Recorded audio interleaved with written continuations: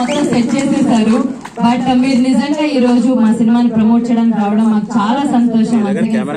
Thank you so much. Next రైతు బిడ్డ అని చెప్పి రైతుల మీద ఎలా అయినా కన్నేసి దాన్ని ఇంటికి తీసుకెళ్ళిపోయారు. అలానే ప్రశాంత్ గారు మీ మాటల్లో సినిమా గురించి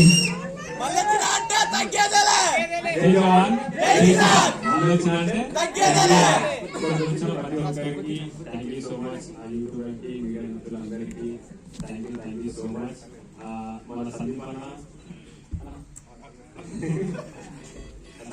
మేము ఎంత నిలువ ఎక్కువ లోపలే బయటకు వచ్చినాక అన్న ప్రేమలో నాకు తెలుసు.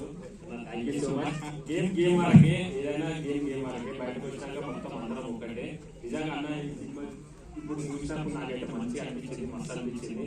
మీరు అందరూ అందరికి సపోర్ట్ చేయాలి, అందరూ సినిమా కొంచెం అందరూ సపోర్ట్ చేసి అందరూ ఆదరించాలని మనస్ఫూర్తిగా కోరుతున్నా.